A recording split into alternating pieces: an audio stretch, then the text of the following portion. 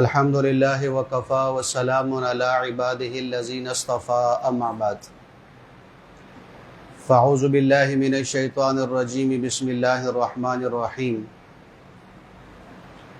یا ایہا الذین آمنوا ان جاءکم فاسق بنبأ فتبینوا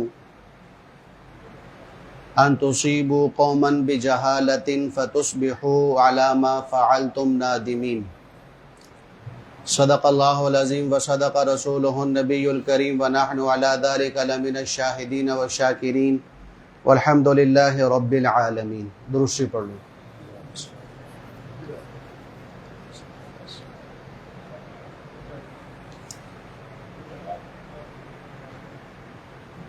اس دنیا میں ایک انسان اگر کسی دوسرے انسان سے محبت کرتا ہے، محبت کی مختلف شکلیں ہیں۔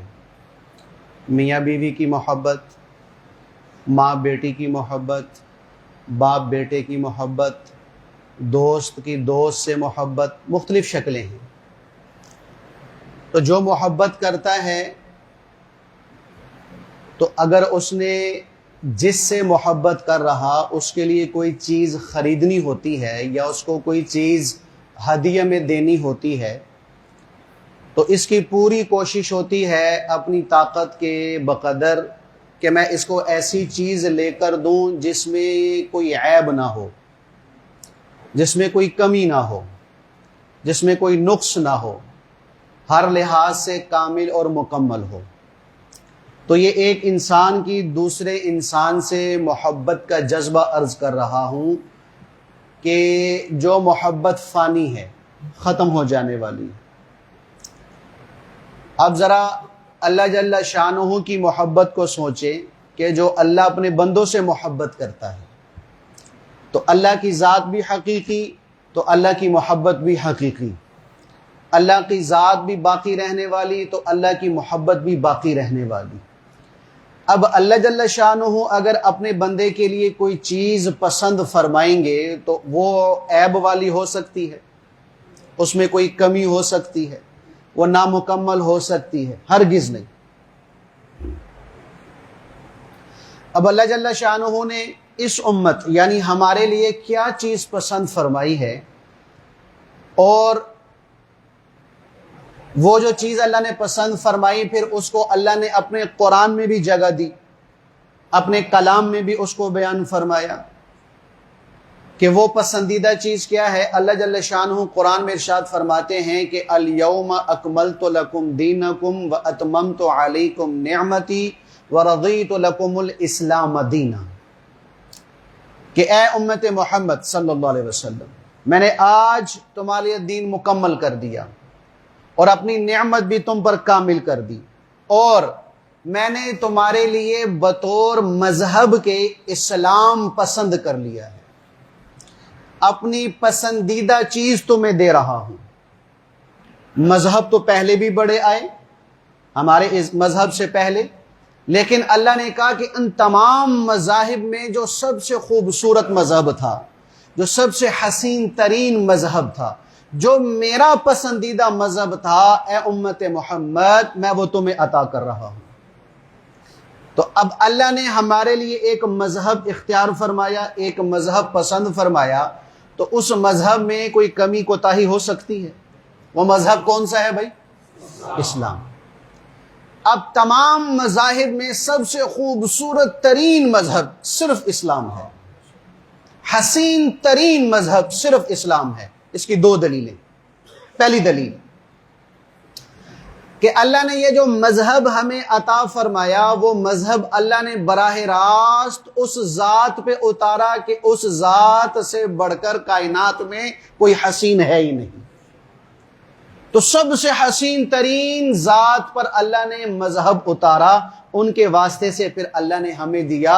تو جیسے میرے نبی کی ذات حسین اور خوبصورت اور اللہ کی پسندیدہ اور محبوب ترین ہے، تو اسی طرح اللہ نے جو اپنے حبیب کو مذہب دیا، وہ مذہب بھی تمام مذہبوں میں حسین ترین، خوبصورت ترین اور محبوب ترین اور میرے نبی کے لیے پسندیدہ ترین مذہب اللہ نے عطا فرمایا۔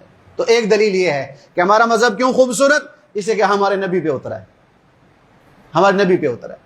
دوسرے اس مذہب کے حسین ہونے کی دلیل کہ ہمارا مذہب صرف اس مسجد کی چار دیواری کے اندر کی زندگی کو بیان نہیں کرتا، بازار کی حدود کے اندر کی زندگی کو بھی بیان کرتا ہے، اسکول، کالج، یونیورسٹی، یہاں تک کہ مدرسہ اور خانقاہ کی چار دیواری کے اندر کی زندگی کو بھی بیان کرتا ہے، فوجی، پولیس اسٹیشن، کچہری، عدالتیں، جتنی بھی محکمے ہیں، ہر محکموں کے چار دیواری کے اندر کی زندگی کو بیان کرتا ہے، یہاں تک کہ پارلیمنٹ ہے یا اسلامی یا اسمبلیاں ہیں، قومی ہو یا صوبائی ہو، اس کے اندر کی بھی زندگی اسلام بیان کرتا ہے۔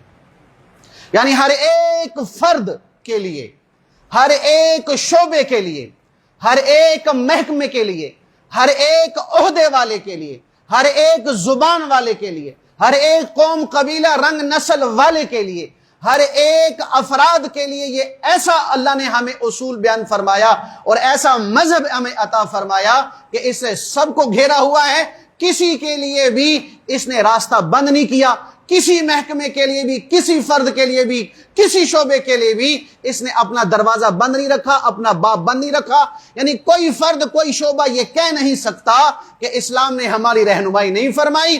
اللہ نے ہر ایک کی رہنمائی فرمائی اور فرمانے کے لیے اللہ نے یہ مذہب یعنی اسلام ہمیں عطا فرمایا۔ یہاں تک کہ جو پہلے مذہب والے ہیں، ان مذہب کو ماننے والے، ان مذہب پہ چلنے والے، اللہ نے ہمارے مذہب یعنی اسلام میں ان کے لیے بھی اصول بیان فرمائے۔ اب یہ جو میں نے عرض کیا، افراد ہو یا قوم، قبیلہ، کنبہ، خاندان ہو یا مختلف شعبے ہوں، ان کو کیا کہتے ہیں بھی؟ معاشرہ کہتے ہیں، سوسائٹی کہتے ہیں، معاشرہ کہا جاتا ہے، ان کو سوسائٹی کہا جاتا ہے۔ تو یہ معاشرہ کیسے بنے گا، کیسے بگڑے گا؟ قرآن نے اصول بیان فرمائے۔ یہ سوسائٹی کیسے بنے گی، کیسے بگڑے گی؟ قرآن نے اصول بیان فرمائے۔ حالات کیسے بگڑیں گے، کیسے اچھے ہوں گے؟ قرآن نے اصول بیان فرمائے۔ یہاں ایک جملہ اور ذہن میں رکھنا بھائی، ہمارے زبانوں پہ یہ جملہ جانے انجانے میں، لا علمی میں چل رہا ہوتا ہے کہ مولوی صاحب زمانہ بڑا خراب ہے، زمانہ بڑا خراب ہے۔ حدیث قدسی ہے، اللہ جل شانہ نے ارشاد فرمایا، زمانے کو گالی نہ دو، میں زمانہ ہوں، زمانہ میں خود ہوں، زمانے کو گالی نہ دو۔ زمانہ کسے کہتے ہیں؟ یہ دن اور رات، یہ گھڑیاں، یہ گھنٹے، یہ دن، یہ ہفتے، یہ مہینے، یہی زمانہ ہے نا بھائی۔ تو اس زمانے کا کیا قصور ہے؟ جس دن سے آدم علیہ السلام کو اللہ نے پیدا کیا، اس سے پہلے دن رات کا نظام چلایا، تو جس طریقے پہ دن رات کا نظام اس دن سے قائم ہے، آج تک چل رہا، یا اس میں کوئی فرق آیا بھائی؟ وقتوں میں کوئی فرق آیا؟ سیکنڈ میں کوئی فرق آیا؟ تو یہ زمانے کی مثال ایک برتن کی ہے، مثال دے رہا ہوں۔ اب یہ گلاس ہے، اس گلاس کے اندر آپ نے دودھ ڈال دیا، دودھ ہو گیا خراب، تو کس کا قصور ہے؟ دودھ کا کہ برتن کا؟ بولو بھائی، برتن کا تو کوئی قصور نہیں نا بھائی۔ تو جو چیز اندر ہے وہ اچھی ہوگی یا بری ہوگی، برتن ایک ہی ہے۔ تو یہ زمانہ برتن ہے، یہ دن رات ایک برتن ہے۔ یہ زمانہ خراب نہیں ہوتا، دن رات خراب نہیں ہوتے، بلکہ اس کے اندر جو لوگ ہیں ان لوگوں کے خراب ہونے سے حالات خراب، ان لوگوں کے اچھے ہونے سے حالات اچھے۔ تو اس لیے زمانے کو برا نہیں کہنا چاہیے۔ تو خیر، اب یہ معاشرہ ہے، یہ ہمارا معاشرہ کس طرح ٹھیک ہوگا، یہ ہمارا معاشرہ کس طرح امن والا ہوگا، یہ ہمارا معاشرہ کس طرح خوشگوار ہوگا، یہ ہمارا معاشرہ جو ہے کس طرح خوبصورت ہوگا، حسین ترین ہوگا، اس کے لیے قرآن نے اصول بیان فرمائے۔ انہی اصولوں میں سے ایک اصول اللہ نے سورہ حجرات میں بیان فرمایا ہے۔ یہ میرا تیسرا جمعہ میں جو سورہ حجرات پہ عرض کر رہا ہوں، 5 آیات میں بیان کر چکا ہوں، یہ 6ٹھی آیت ہے۔ اس میں اللہ جل شانہ نے معاشرے کے بنانے کے لیے، معاشرے کو خوبصورت کرنے کے لیے، معاشرے کو حسین ترین کرنے کے لیے اور معاشرے میں امن کو قائم کرنے کے لیے، معاشرے کو فساد اور دنگا اور قتل و غارت سے بچانے کے لیے ایک اصول بیان فرمایا ہے۔ وہ اصول اگر کوئی اپنائے گا تو اللہ اس معاشرے کو، اللہ اس حالات کو، اللہ اس سوسائٹی کو امن والا بنا دے گا، فساد سے محفوظ کر دے گا، اور دنگا فساد سے محفوظ کر دے گا، قتل و غارت سے محفوظ کر دے گا، اور اللہ اس معاشرے کو امن کا گہوارہ بنا دے گا۔ وہ اصول کیا ہے؟ دیکھیں بھئی، میں ہوں یا آپ ہیں، ہم میں سے ہر انسان کے تعلق ہیں، ہر انسان کے تعلق ہیں، گھر والے بھی ہیں، خاندان والے بھی ہیں، کاروبار والے بھی ہیں، دوست احباب بھی ہیں، معاملات والے بھی ہیں، لین دین والے بھی ہیں، جن سے ہم رہنا سہنا وہ بھی ہیں، اور جو ہے خوشی غمی جن کے ساتھ مناتے ہیں وہ لوگ بھی ہیں۔ اب میرے اور آپ کے جتنے بھی تعلق والے ہیں، ان تعلق والوں کے بارے میں میری کان میں خبریں پڑتی رہتی ہیں، بلکہ کانوں میں خبریں پہنچانے والا ہوتا ہے کہ نہیں ہوتا بھائی؟ دوست کے بارے میں خبر پہنچانے والا، گھر والے کو خبر پہنچانے والا، خاندان رشتہ دار والوں کی خبریں پہنچانے والا، جس سے میں معاملات کرتا ہوں اس کی خبر پہنچانے والا، جس سے میں کاروبار کر رہا ہوں اس کی خبر پہنچانے والا۔ اب یہ خبر کبھی اچھی ہوگی کبھی بری، کبھی خیر والی ہوگی کبھی شر والی، کبھی اچھائی والی ہوگی کبھی برائی والی، اور بعض دفعہ بلکہ اکثر خیر والی نہیں ہوتی، اکثر شر والی ہوتی، اکثر برائی والی ہوتی ہیں۔ اور یہ پہنچانے والا ایک غلطی یہ کر دیتا ہے کہ دو چار اپنی بھی ساتھ لگا لیتا ہے، دو چار اپنی بھی ساتھ لگا لیتا ہے۔ اب یہاں پر دو غلطیاں ہو گئیں، ایک خبر لانے والے سے کہ وہ خبر لا رہا بطور چغلی کے، بطور غیبت کے، دوسری مجھ سے غلطی ہو گئی کہ میں نے بغیر تحقیق کے اس کی بات کو تسلیم کر لیا، اور جس کے بارے میں بات ہو رہی میں اس کے بارے میں بدگمان ہو گیا، میں نے خود ہی فیصلہ کر لیا اس کے بارے میں، خود ہی مفتی بن کر اس کے خلاف میں نے فتوے جاری کر دیے، خود ہی اس کے بارے میں میں نے اپنے دل و دماغ میں ایک فیصلہ کر لیا۔ کیوں کہ بھی اس کی بات میرے کان میں پہنچی ہے، نہ پہنچانے والے کو دیکھ رہا، نہ پہنچانے والے کی حیثیت کو باپ رہا، نہ پہنچانے والے بات کی تصدیق کر رہا، نہ تحقیق کر رہا۔ نتیجہ کیا پہنچتا ہے؟ نتیجہ یہ ہوتا ہے کہ بعض دفعہ مالی نقصان ہو جاتا ہے یا جانی نقصان ہو جاتا ہے۔ مالی جانی نہ بھی ہو میں بدگمان ہو جاتا ہوں، اور میرے نبی نے فرمایا کہ سب سے بڑا جھوٹ وہ بدگمانی ہے، کہ اتنے بڑے گناہ میں مبتلا ہو گیا، وجہ کہ میں نے آنے والے کی خبر کی تصدیق نہیں کی۔ قرآن کیا کہتا ہے؟ سورہ حجرات میں قرآن فرماتا ہے یا ایھا الذین آمنوا، اے ایمان والو، ان جاءکم فاسق بنبأ، اگر کوئی فاسق آدمی یا کوئی عام آدمی یا آپ کے جاننے والا اگر آپ کے پاس کسی کے بارے میں کوئی بات لے کر آئے تو کیا کرو؟ فتبینوا، تحقیق کرو، حقیقت معلوم کرو، اور اصل بات معلوم کرو۔ جس کے بارے میں کہا جا رہا ہے رابطہ ہے تو اس سے پوچھو، کیا ہوگا؟ اچھائی برائی کا فیصلہ کر سکو گے، مالی جانی نقصان سے بچ جاؤ گے، مالی جانی نقصان نہیں بدگمانی سے بچ جاؤ گے۔ تو کیا کرنا ہے بھئی؟ ہر آنے والے کی خبر کی تصدیق کیے بغیر اس کی بات تسلیم نہیں کرنی۔ ہر ایک جو میرے کان میں خبر ڈال رہا اس کی بات پر میں نے یقین نہیں کرنا، آنکھیں بند کر کے تحقیق کرنی ہے۔ قرآن کہہ رہا ہے تحقیق کرو، تحقیق نہیں کرو گے تو کیا ہوگا؟ ان تصیبوا قوما بجہالۃ فتصبحوا ما فعلتم نادمین، کہ کہیں تم اس کی بات کو بغیر تحقیق کے مان کر کوئی قدم نہ اٹھا لو، پھر اس قدم کے اٹھانے پر تمہیں بعد میں شرمندگی ہونی پڑے گی، تمہیں نادم ہونا پڑے گا، شرمندہ ہونا پڑے گا۔ تو شرمندگی سے بچنے کے لیے، ندامت سے بچنے کے لیے، پچھتاوے سے بچنے کے لیے حل کیا ہے؟ آنے والے کی خبر کی تصدیق کرو۔ اب یہ آیت تمہیں تب سمجھ آئے گی جب اس کا شان نزول سمجھو گے۔ حضور نبی کریم صلی اللہ علیہ وسلم کے پاس حضرت حارث بن زرار رضی اللہ عنہ تشریف لائے، قبیلہ بنو مستلق سے، اور یہ حارث کون ہیں؟ حضور نبی کریم علیہ الصلوۃ والسلام کے سسر ہیں۔ آپ علیہ الصلوۃ والسلام کی زوجہ ہماری ماں حضرت جویریہ بنت حارث رضی اللہ عنہا ان کی بیٹی ہیں، اللہ کے نبی کے نکاح میں ہیں۔ تو یہ حارث اللہ کے نبی کے پاس تشریف لے آئے، اللہ کے نبی نے اسلام پیش کیا، مسلمان ہو گئے، کلمہ پڑھ کے ایمان قبول کر لیا۔ تو اللہ کے نبی نے دوسرا حکم جاری فرمایا کہ بھی اب زکوٰۃ بھی دینی ہے، ایمان کے بعد زکوٰۃ کا حکم، زکوٰۃ بھی دینی ہے۔ ٹھیک ہے یا رسول اللہ صلی اللہ علیہ وسلم، میں ایمان بھی لایا، آپ کا حکم زکوٰۃ کا میں اس کو بھی تسلیم کرتا ہوں۔ یا رسول اللہ صلی اللہ علیہ وسلم، میں اپنی قوم کے پاس جاتا ہوں، ان کے سامنے ایمان بھی رکھتا ہوں، اگر انہوں نے ایمان قبول کر لیا تو پھر میں آپ کے والا حکم، اللہ کا جو حکم ہے زکوٰۃ کا، وہ زکوٰۃ کا حکم ان کے سامنے رکھوں گا۔ تو ظاہری بات ہے پھر وہ جب ایمان لائیں گے تو زکوٰۃ بھی دیں گے، ان کی زکوٰۃ اکٹھی ہو جائے گی۔ تو اب فلاں مہینے کی فلاں تاریخ کو اپنا کوئی قاصد بھیج دیں، اپنا کوئی قاصد بھیج دیں تاکہ میں وہ زکوٰۃ اکٹھی کر کے ان کے حوالے کر دوں۔ اب یہ چلے گئے اپنے قبیلے میں، ان کے سامنے ایمان پیش کیا، انہوں نے ایمان قبول کر لیا۔ پھر انہوں نے زکات کا حکم پیش کیا، انہوں نے بھی زکات اکٹھی کر دی، اب زکات اکٹھی ہو گئی۔ اب وہ دن آ گیا، وہ جب دن قریب پہنچا تو اللہ کے نبی صلی اللہ علیہ وسلم، ایک صحابی ہیں ولید بن عقبہ رضی اللہ عنہ، ان سے فرمایا جاؤ بھائی قبیلہ بنو مستلق سے جا کے زکات اکٹھی کر۔ انہوں نے زکات اکٹھی کر لی ہوگی، آپ زکات لے آؤ۔ اب یہ جو ولید بن عقبہ تھے، زمانہ جاہلیت میں ان کی یہ قبیلہ بنو مستلق سے دشمنی تھی، اسلام لانے سے پہلے دشمنی تھی، لیکن چونکہ اللہ کے نبی کا حکم تھا تو اللہ کے نبی کے حکم کو مقدم رکھا، اپنے دل کا جو کھٹکا تھا اس کو دبا کے رکھا، نکل گئے۔ اب دو روایتیں یہاں ملتی ہیں، ایک روایت تو یہ ملتی ہے کہ ولید بن عقبہ رضی اللہ عنہ آدھے راستے سے واپس آ گئے، ایک روایت یہ ملتی ہے کہ آدھے راستے سے واپس آ گئے اور حضور نبی کریم علیہ الصلوۃ والسلام سے کہنے لگے یا رسول اللہ صلی اللہ علیہ وسلم میں ان کے پاس گیا تھا، انہوں نے مجھے زکات نہیں دی بلکہ میرے قتل پر وہ آمادہ ہو گئے، مجھے قتل کرنا چاہتے تھے۔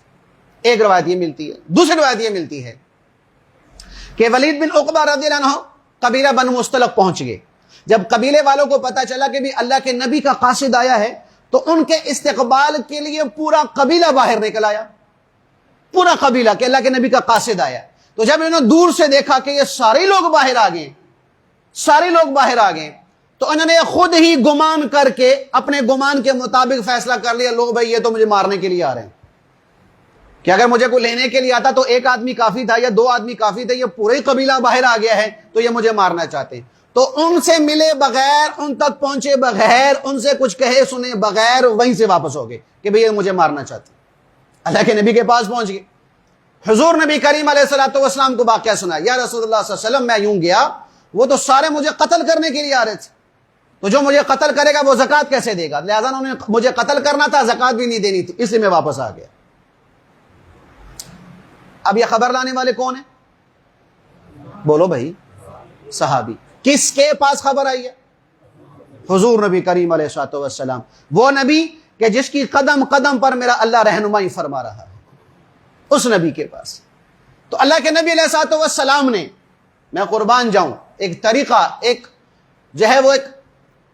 رہنمائی چھوڑی ہے کہ صحابی رسول بات کر رہے ہیں، حالانکہ صحابی وہ ہیں کہ جن کے بارے میں ارشاد ہے کلہم عدول، سارے صحابہ، سارے کے سارے صحابہ عادل ہیں، عادل ہیں، عادل ہیں، یعنی وہ ظالم نہیں نعوذ باللہ، فاسق نہیں ہے نعوذ باللہ، سچے ہیں، عادل ہیں، وہ عدل کے خلاف کام نہیں کریں گے، سچائی کے خلاف کام نہیں کریں گے۔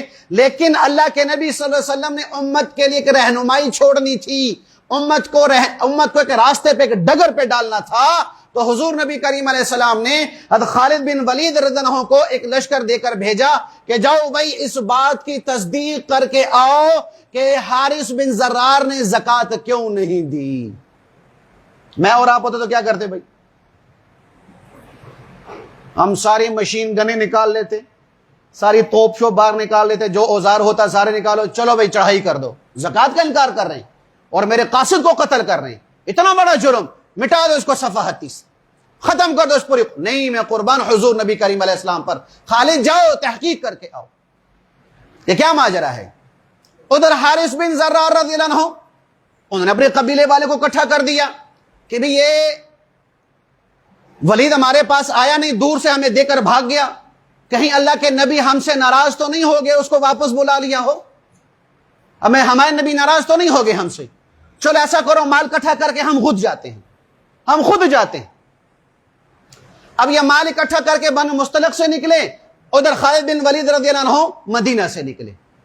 اب مدینہ سے نکلے تو یہاں بھی دو روایتیں، ایک روایت تو یہ ہے کہ حضرت خالد بن ولید اور حارث کی مدینہ کے قریب ہی ملاقات ہو گئی، ایک روایت یہ ملتی ہے۔ دوسری روایت کہ حضرت خالد بن ولید رضی اللہ عنہ قبیلہ بنو مستلق پہنچ گئے، اس سے پہلے اپنے سارے لشکر کو بٹھایا۔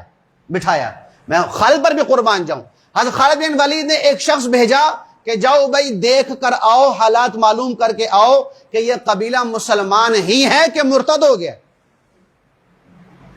جاتے ساتھ ہی چڑھائی نہیں کر دی، جاتے ساتھ ہی حملہ نہیں کر دیا، جاتے ساتھ ہی ان پہ شب خون نہیں مارا، جاتے ساتھ ہی ان پہ حملہ نہیں کر دیا کہ میرے نبی نے بھیجا، میرے نبی کے قاصد کو قتل کرنا چاہتے ہیں اور زکات بھی نہیں دے رہے لہذا ختم کرو۔ نہیں، میرے نبی کی سنت پر، میرے نبی کے طریقے پر، میرے نبی کے نہج پر قبیلے سے باہر پڑاؤ ڈالا، ایک آدمی کو جا کر بھیجا، جاؤ بھی تحقیق کر کے آؤ۔ وہ آدمی خاموشی سے علاقے میں داخل ہوا تو دیکھا وہاں آذانیں ہو رہی ہیں، آذانیں سنی، واپس آگے کہا نہیں نہیں خالد بن ولید وہ مسلمان ہی ہیں، وہ مسلمان ہی ہیں، وہ کافر نہیں ہوئے، مرتد نہیں ہوئے۔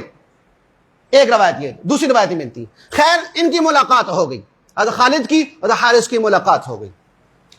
تو حضرت خالد نے کہا بھی، حضرت حارث نے کہا خالد کدھر جا رہے ہو؟ کہا ابھی کی طرف تو آ رہے ہیں۔ کیا خیریت؟ کبھی آپ نے اللہ کے نبی کے قاصد کو قتل کرنے کا ارادہ کیا اور زکوٰۃ بھی آپ نے نہیں دی؟ حارث نے کہا اللہ کی قسم، مجھے قسم ہے اس رب کی جس نے محمد صلی اللہ علیہ وسلم کو نبی برحق بنا کر بھیجا، حارث کی تو ولید سے ملاقات ہی نہیں ہوئی، وہ ہمارے پاس آیا ہی نہیں ہے، بیٹھا ہی نہیں ہے، مطالبہ ہی نہیں کیا، کوئی بات ہی نہیں کی، دور سے میں دے کر بھاگ گیا۔ تو جب ملاقات ہی نہیں ہوئی، بیٹھا نہیں، بات نہیں ہوئی، تو ہم قتل کیسے کریں گے اور زکوٰۃ کا انکار کیسے کریں گے؟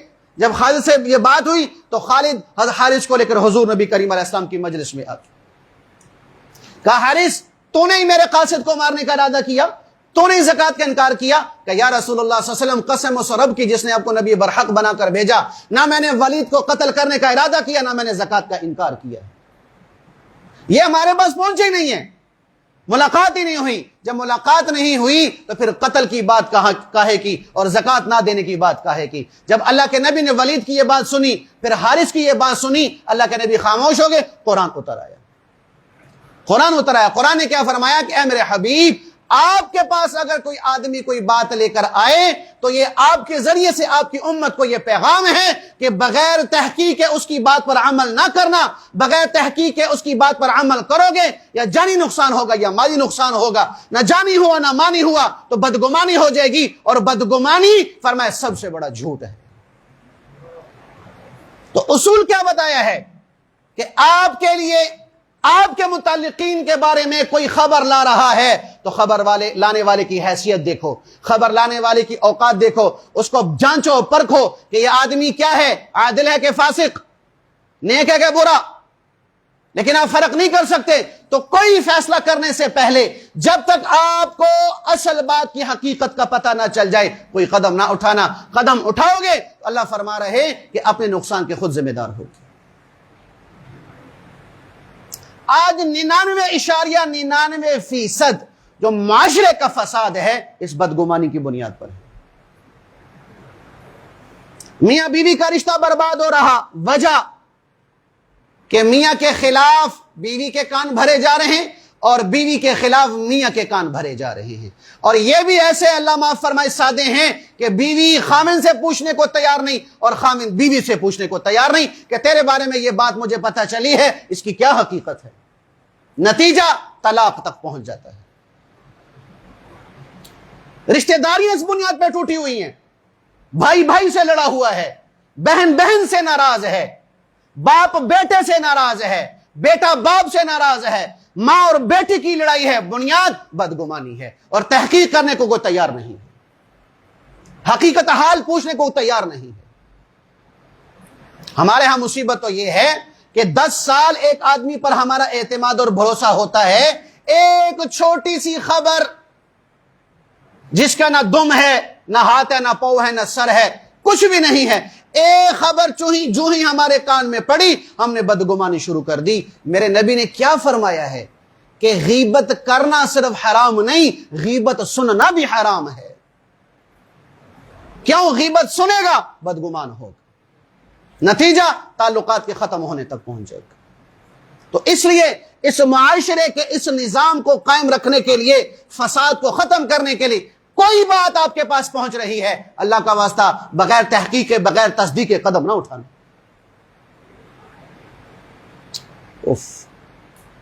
انسان تو انسان، میں قربان جو اللہ نے قرآن میں حضرت سلیمان علیہ السلام اور ہدہد کا قصہ بیان کیا ہے، مشہور قصہ ہے، سب آپ کو پتا ہوگا۔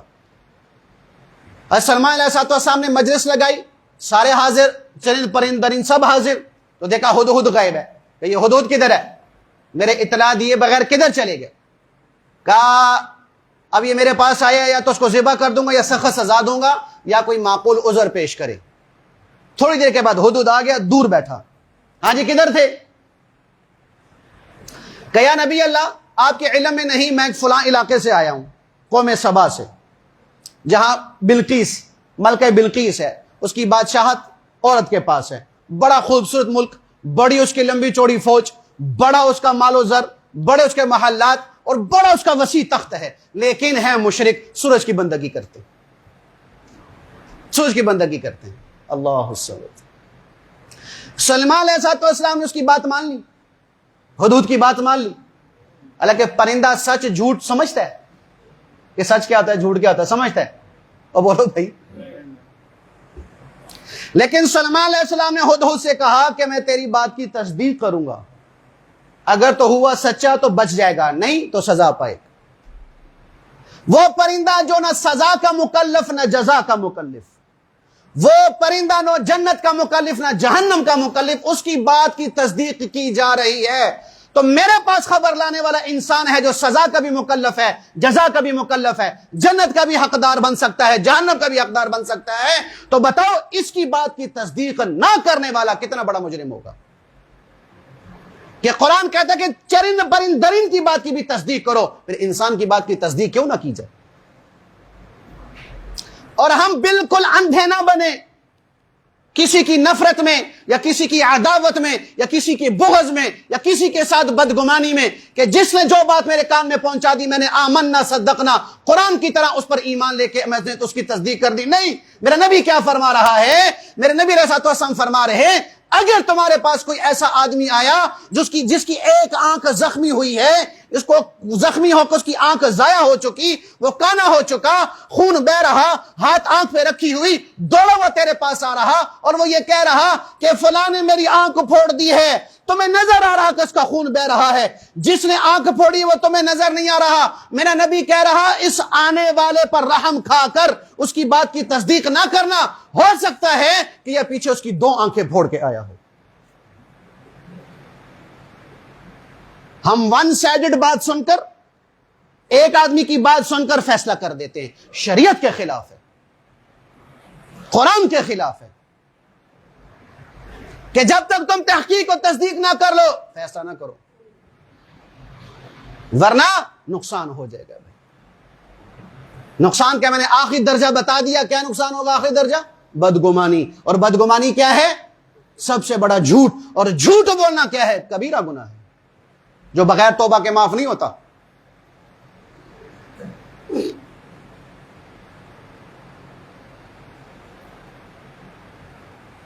بازار میں ایک غلام فروخت ہو رہا تھا، تو ایک آدمی نے خرید لیا، اس نے کہا بھی باقی تو ساری باتیں ٹھیک ہیں لیکن اس میں ایک عیب ہے۔ کہ کیا عیب ہے؟ کہ یہ چغل خور ہے۔ کیا کہا جی؟ یہ چغلیاں کرتا ہے۔ چغلی کسے کر دی؟ آپ کی بات میرے کان میں، میری بات آپ کے کان میں، اور لڑا دیا۔ تو جو خریدنے والا تھا اس نے اس بات کو اہمیت نہیں دی کہ کوئی بات نہیں، خیر ہے، چغل خور ہے، خیر ہے، دے دو، خرید لیا۔ اب چند دن تو اس نے سکون سے گزارے، لیکن چند دن کے بعد وہ جو اس کی اپنی فطرت تھی، پیٹ میں مروڑ شروع ہو گیا، ابھی چغلیاں نہیں ہو رہی، اندر گیس جمع ہو گئی ہے، اب یہ گیس میں کیسے نکالوں؟ اب وہ آقا تھا اور اس کی بیوی تھی، اب یہ بیوی کے پاس گیا، یہ غلام بیوی کے پاس گیا، بیوی سے کہنے لگا کہ تیرے خاوند کا تجھ سے دل بھر گیا ہے، اب وہ جو فلاں اس کی باندی ہے نا، نوکرانی ہے یا باندی ہے جو خوبصورت ہے، یہ اس کو آزاد کر کے اس سے نکاح کرے گا، تجھے طلاق دے دے گا۔ تو طلاق کا نام سنا، بیوی کے کان کھڑے ہو گئے، اچھا میرا شوہر کسی اور سے آنکھ مٹکا کر رہا ہے، مجھے چھوڑ رہا ہے، تو فوراً کیا کروں؟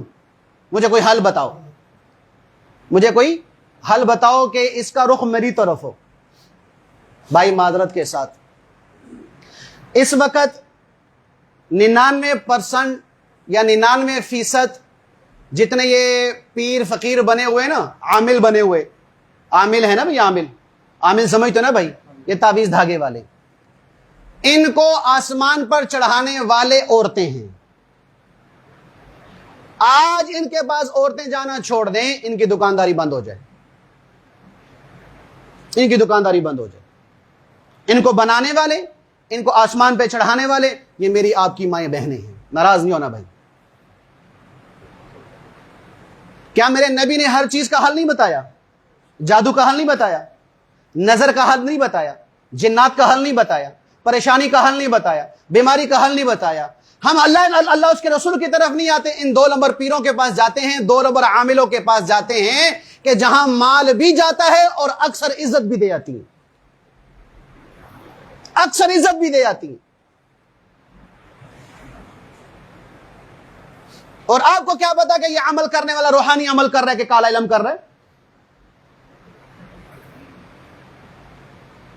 اور یہ بات ذہن میں رکھنا، کالا علم اس وقت تک عمل نہیں کر سکتا جب تک وہ کالا علم کرنے والا 2 گناہ نہ کرے، 2 گناہ نہ کرے. اس کا علم عمل نہیں کرتا، اس کا تعویذ اثر نہیں کرتا جب تک وہ 2 کام نہ کرے. نمبر 1 شراب، نمبر 2 زنا. یہ کالا علم والا جب تک یہ 2 گند نہیں کرے گا اس کی تعویذ میں اثر نہیں ہوگا. یا میں اس کے پاس جا رہا ہوں یا میری ماں بہنیں اس کے پاس جا رہی ہیں تو جانے والوں کا ایمان رہا. تو اس لیے گھر میں اگر کوئی ایسی پریشانی آ گئی، اگر کوئی معتبر عامل ہے آپ کے پاس، آپ کے علم میں متقی، پرہیز، عالم اور جو روحانی علاج کر رہا ہو، ضرور جاؤ پردے میں اس کے ساتھ بیٹھ کے بات کرو. اور اکیلے عورت کو نہ بھیجو بھائی، اللہ کا واسطہ اتنی ڈھیل نہ دو اپنی ماں بہن بیٹیوں کو کہ وہ آپ سے پوچھے بغیر ڈاکٹر کے پاس جا رہی ہیں، آپ کے پوچھے بغیر عاملوں کے پاس جا رہی ہیں، اور آپ سے پوچھے بغیر گھر سے باہر نکلے گی، آپ کو پتہ ہی نہیں ہے کدھر جا رہی کدھر نہیں جا رہی. اللہ کا واسطہ اپنی عورتوں پر اتنی آزادی نہ لاگو کرو، ورنہ کیا ہوگا؟ عزت بھی جائے گی، مال بھی جائے گا، جان بھی جائے گی. اللہ کی قسم اگر اللہ کے نبی نے یہ الفاظ نہ کہے ہوتے میں بیان نہ کرتا. اللہ کے نبی نے ارشاد فرمایا کہ دیوس آدمی جنت کی خوشبو بھی نہ پا سکے گا. دیوس کیسے کہتے ہیں؟ پنجابی میں ترجمہ کروں بھائی، ناراض نہیں ہونا، بے غیرت آدمی. کیا مطلب؟ اس کی ماں، بہن، بیٹی، بیوی کہاں جا رہی ہے، کہاں سے آ رہی ہے، اس کے پاس کون بیٹھ رہے ہیں، کون نہیں بیٹھ رہی، یہ کس سے مل رہی ہے، کس سے نہیں مل رہی، اس آدمی کو کوئی پرواہ نہیں. یہ بالکل ٹھنڈا بغیرت ہو کے لیٹا ہوا ہے. فرمایا یہ دیوس ہے، اور یہ دیوس آدمی جہاں جنت کی خوشبو بھی نہ پا سکے گا. اسی لوگوں نے کہا نا کہ مرد کی غیرت دیکھنی ہے، اس کی ماں، بہن، بیٹی، بیوی کا لباس دیکھ لو، اس کا لباس دیکھ لو، تمہیں پتہ چل جائے گا کہ یہ مرد کتنی غیرت والا اور کتنا بغیرت ہے. تو اس لیے اپنی عورتوں کا خیال کرو اللہ کا واسطہ. بڑے ایسے قصے ہیں کہ میں یہاں ممبر پر بیٹھ کے بیان نہیں کرتا کہ عورتیں جاتی ہیں، عزت بھی دے آتی ہیں، منہ بھی کالا کر لیتی ہیں اور پیسے بھی دے آتی ہیں.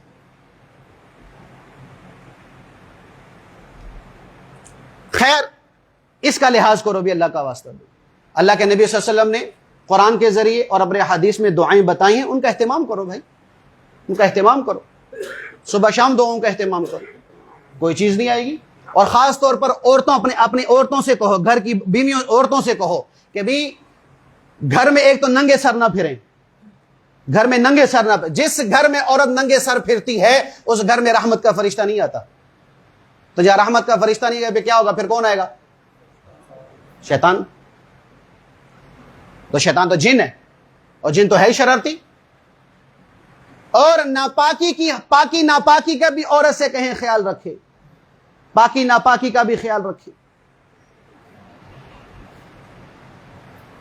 ناپاکی کے حالت میں بھی ہمارے علماء نے وظائف بتائے ہیں حفاظت کے، کہ وہ وظائف پڑھو، شیطان سے، جن سے، جادو نظر سے حفاظت ہوتی.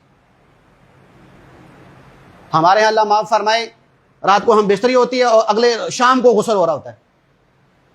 یہ کیس آتے ہیں، میں ناراض نہیں ہونا، سب کی حقیقت ایسے ہی ہے، اللہ ماشاء اللہ. تو سارا دن ناپاکی میں رہی تو فرشتہ رحمتوں کا تو آ نہیں رہا، تو پھر کیا ہوگا؟ مولوی صاحب جن چمڑ گیا ہے، مولوی صاحب نظر لگ گئی ہے، مولوی صاحب پٹھی ہو گئی ہے. کیوں بھائی ناپاک کیوں پھرتی ہو بھائی؟ اذان اور ہوتی ہے، ہماری ماں، بہن، بیٹی سر پہ چادر نہیں ڈالتی. میں ایک عالم کی بات سن رہا تھا، وہ فرما رہے تھے قرآن کی تفسیر میں کہ اذان کے دوران جس لڑکی نے یا ماں، بہن، بیٹی نے اپنے سر پہ چادر ڈال دی اذان کے احترام میں، اللہ اس کے گھر میں، اس کی نسل میں کوئی مشرک پیدا نہیں کرے گا. کون کرتا ہے؟ خلیفہ رشید رحمۃ اللہ کی بیوی زبیدہ رحمۃ اللہ علیہ بڑی نیک خاتون تھی، بڑی نیک خاتون تھی. یہ واحد عورت تھی جنہوں نے بغداد سے مکہ تک نہر کھدوائی تھی، زبیدہ نہر. آج کے نشانات موجود ہیں. کہ اللہ نے بڑا انہوں خواب دیکھا، خواب کہ یہ چوک میں کھڑی ہیں اور لوگ ان کے ساتھ آ کے صحبت کر رہے ہیں. یہ چوک میں کھڑی ہیں، لوگ ان کے ساتھ صحبت کر رہے ہیں. تو بڑی حیران ہو گئی. وقت کے امام کے پاس خواب بھیجا اور خادمہ سے کہا کہ یہ اپنے بارے میں کہنا، میرے بارے میں نہ کہنا. کہنا بھی یہ خواب میں نے دیکھا ہے، میرے بارے میں نہ کہنا. تو انہوں نے پردے میں بیٹھ کے مولوی صاحب کو خواب ذکر کی کہ بھائی جی میں نے یہ خواب دیکھا ہے کہ میں چوک میں کھڑی ہوں، مخلوق ہے جو میرے ساتھ صحبت کر رہی ہے. تو مولوی صاحب نے فرمایا یہ خواب تو نے نہیں دیکھا، یہ خواب تو نے نہیں دیکھا. کہا جی آپ کو کیسے پتا؟ کہا تیری اوقات ہی نہیں ہے. کہا صحیح صحیح پتا. کہا جی زبیدہ نے دیکھا ہے. کہا ہاں پھر ٹھیک ہے. کہا جاؤ زبیدہ کو خوشخبری دے دو کہ اللہ اس سے ایسا کام لے گا کہ اس کام سے مخلوق کو فائدہ پہنچے گا، مخلوق کو فائدہ پہنچے گا.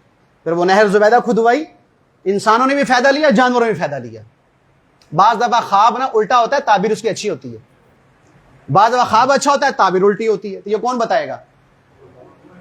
نہیں بشیرہ موچی دسے گا.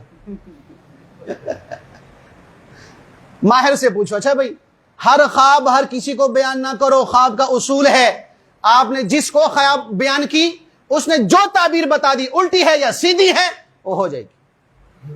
ایک آدمی نے خواب دیکھا کہ اس کی ایک ٹانگ مشرق، اس کا بہت بڑا علاقہ تھا، تو اس کی ایک ٹانگ اپنے علاقے کے ایک کنارے پر، دوسری ٹانگ دوسرے کنارے پر، یعنی دونوں ٹانگوں میں دونوں علاقہ آ گیا.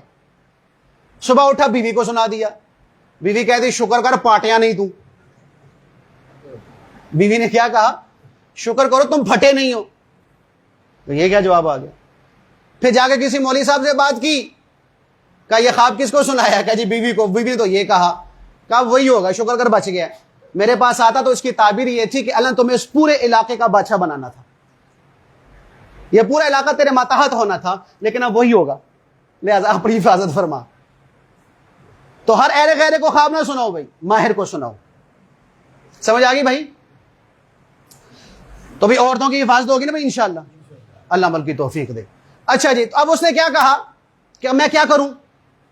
تو وہ چغل خور کہنے لگا کہ جب رات کو تیرا خاوند سو جائے نا تو اس کی داڑھی جو گلے کے ساتھ لگی ہو نا، یہاں کے بال لے دے مجھے، یہاں کے بال لے آئے گا، میں اس پہ دم کروں گا، وہ تیرا مرید ہو جائے گا، محبوب تیرے قدموں میں.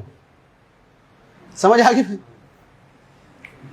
اب ادھر تو اس کو یہ تیار کر دیا، ادھر آ گیا بادشاہ اپنے آقا کے پاس. آقا آپ کی بیوی کا تو فلاں مرد کے ساتھ چکر چل رہا ہے. اچھا تیرے پاس کیا دلیل ہے؟ کہا آج رات وہ تجھے قتل کرنے کے لیے آئے گی، آج رات تیرے گلے پہ چھری چلانے کے لیے آئے گی. کہا اچھا میں دیکھتا ہوں. اب یہ رات کو لیٹ گیا اور آنکھیں بند کر لی، تھا جاگ رہا تھا، بیوی کے ہاتھ میں خنجر. اب وہ آئی اس کے داڑھی کے بال کو کاٹنے کے، جو ہی اس نے خنجر قریب کیا یہ جاگ گیا، ہاتھ پکڑ لیا. ہاں میرا غلام ٹھیک کہتا تھا کہ تو تیرے ناجائز تعلق ہے، تجھے مجھے مارنا چاہتی ہے. اس نے وہی اپنی بیوی کا گلا کاٹ دیا. بیوی کے بھائیوں کو پتا چلا، وہ آیا، اس نے اپنے بہنوں کا گلا کاٹ دیا. اب یہ قتل و غارت کا لامتناہی سلسلہ شروع ہو گیا. وجہ بغیر تصدیق کے بات پر عمل کر دیا، بغیر تصدیق کے بات ماننا شروع کر دیا. تو قرآن کہتا ہے کہ فاسق فاجر گنہگار آدمی کی بات نہیں ماننی جب تک کہ خود تصدیق نہ کر لو، جب تک کہ خود اس پر اصل بات کو پہنچ نہ جاؤ، اس وقت تک کوئی عمل نہ کرو. اور فاسق کی بات تو ویسے ہی نہیں مانی. قرآن کہہ رہا ہے عالمگیر بادشاہ رحمت اللہ علیہ، اس کی بیوی جہاں زیب بانو رحمت اللہ علیہ، ان کو نا چیسٹ کا کینسر ہو گیا، سینے کا کینسر ہو گیا. تو اس وقت کا جو ڈاکٹر تھا مارٹن انگریز تھا، اسے کہا جی اس کو دیکھنے کے لیے لیڈیز ڈاکٹر آئے گی لیکن حیدرآباد سے آئے گی. اب وہ لیڈیز ڈاکٹر کو بلایا گیا، حیدرآباد سے تھی، وہ آئی. تو اب اندر کمرے میں ملکہ تھی، تو انہوں نے کہا کہ بھی وہ ڈاکٹر رانی آپ کو چیک کرنے کے لیے آئی ہے، لیڈ ڈاکٹر آپ کو چیک کرنے کے لیے آئی. کہا اس سے پوچھو اس نے کبھی شراب کو ہاتھ تو نہیں لگائی، شراب تو نہیں پیتی. آگے پوچھا گیا، کہا نہیں میں تو 30 سال سے شراب پی رہی ہوں.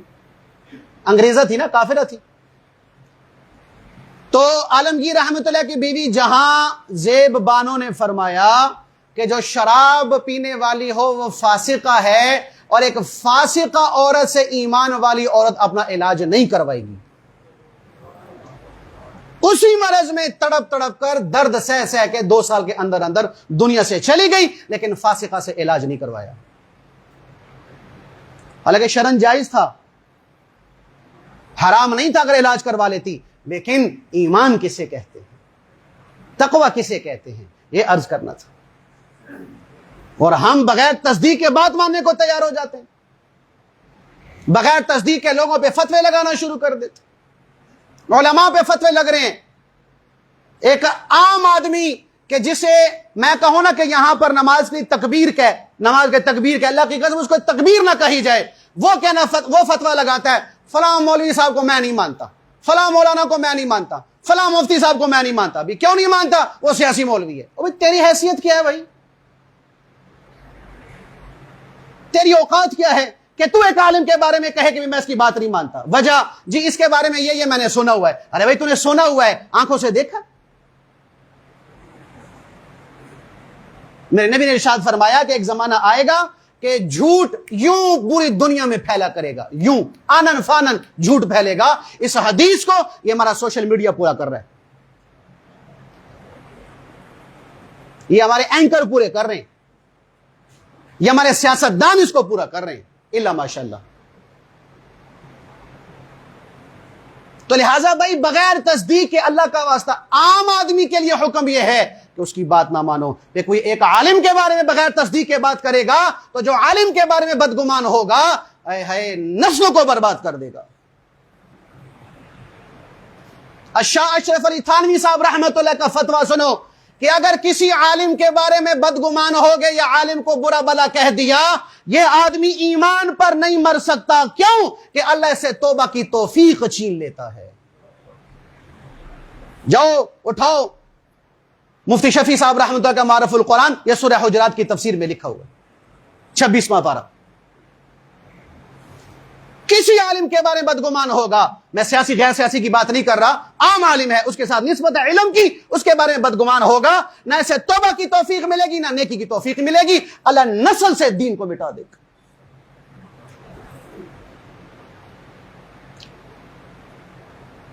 رشید احمد گنگوہی رحمۃ اللہ علیہ قطب الاقطاب اپنے وقت کے امام ابو حنیفہ وہ فرماتے ہیں کہ جو صحابہ کا گستاخ ہوتا ہے، میرا دعویٰ ہے قبر میں رکھا جاتا ہے، اس کا چہرہ قبلے سے پھیر دیا جاتا ہے اور وہ خنزیر بنا دیا جاتا ہے۔ نہیں کسی کو یقین تو لو، میں تمہیں قبر کھول کے دکھاتا ہوں۔ تو صحابہ کون ہیں؟ میرے نبی کے نائب ہیں، میرے نبی کے خلیفہ ہیں، میرے نبی کے وارث ہیں۔ یہی حکم علماء کے لیے ہوگا کہ جو کسی عالم کی توہین کرے گا، اللہ کی قسم میں اٹھا کے کہہ رہا ہوں، قبر میں اس کا چہرہ قبلے سے پھیر دیا جائے گا۔ وجہ نبی کے وارث کی توہین کر رہا ہے، نبی کے نائب کی توہین کر رہا ہے، اور بدگمانیوں پہ بدگمانی۔ اب کیسے لوگ فتویٰ لگا رہے ہیں؟ وہ ایک سپاہی صحابہ کا شاعر تھا، پتہ نہیں اب زندہ کہ نہیں زندہ، نام مجھے بھول گیا ہے، وہ کہا کرتا تھا کہ مچھاں بھی صفا تے ٹینڈ بھی صفا، اے کی لیا ہوئے گا نظام مصطفیٰ۔ سمجھے؟ مچھاں بھی صفا ٹینڈ بھی صفا، اے کی لیا ہوئے گا۔ اب یہ آدمی جس کے مونچھیں بھی صاف ہیں ٹنڈ بھی صاف، وہ کہتا ہے میں مولوی صاحب نہیں مانتا۔ بات ماننے والی ہے بھائی؟ بولو بھائی۔ اچھا آپ کو ڈاکٹر صاحب نے دوائی دی، دوائی آپ پہ اثر نہیں کی، اور آپ کہتے ہیں ڈاکٹر نہیں ہے گا، تو آپ کے کہنے سے کہ وہ ڈاکٹر نہیں ہے، وہ ڈاکٹر کی سب سے نکل گیا؟ بولو بھائی۔ انجینئر کے بارے میں آپ کہتے ہیں، آپ کو انجینئر کے علی بے کا پتہ نہیں کہ میں اس کو انجینئر نہیں مانتا، وہ انجینئر کی سب سے نکل گیا۔ تو پھر عالم کے بارے میں عام آدمی کی بات کیوں مانتے ہو کہ میں اس کو مولوی نہیں مانتا؟ اور فلاں اینکر نے کیا، فلاں ٹی وی شو والے نے کہا ہے، فلاں سکالر نے کہا ہے، فلاں ڈاکٹر کہہ رہا ہے، فلاں انجینئر کہہ رہا ہے کہ میں اس کو عالم نہیں مانتا، اس سے اس کی بات حق سچ ہے۔ یہاں ہم کیوں اندھے ہو جاتے ہیں بھائی؟ عام آدمی کے بارے میں قرآن کا حکم ہے اس کی بات بغیر تصدیق کے نہ مارو، تو پھر جس کے بارے میں کہہ رہا ہے وہ عالم دین ہے، وارث قرآن ہے، وارث حدیث ہے، میرے نبی کا وارث ہے، اس کے بارے میں کوئی بات کہتے ہیں ہم آنکھیں بند کر کے کیوں مان لیتے ہیں بھائی؟ اور جانے انجانے میں ہم اپنا ایمان برباد کر رہے ہیں. ہمارے علم میں نہیں، ایمان برباد ہو رہا ہے. تو اس لیے بھائیوں میری آپ سے گزارش یہی ہے کہ کوئی بھی آپ کے پاس بات لا رہا ہے، کسی قسم کی بات لا رہا ہے، بغیر تصدیق کے قدم نہ اٹھانا، بغیر تصدیق کے قدم نہ اٹھانا، اور بغیر تصدیق کے اس کے سامنے کوئی جملہ نہ بولنا، فتویٰ نہ لگانا. اور اگر عالم کے بارے میں بات کہہ رہا ہے تو اس کو بھی بغیر تصدیق کے تسلیم نہ کرنا، بغیر تصدیق کے تسلیم نہ کرنا بھائی، ورنہ آپ گنہگار ہو جاؤ گے، آپ گنہگار ہو جاؤ گے. اللہ کی بارگاہ میں دعا ہے اللہ عمل کی توفیق دے. ایک چھوٹا سا اعلان سن لیں بھائی.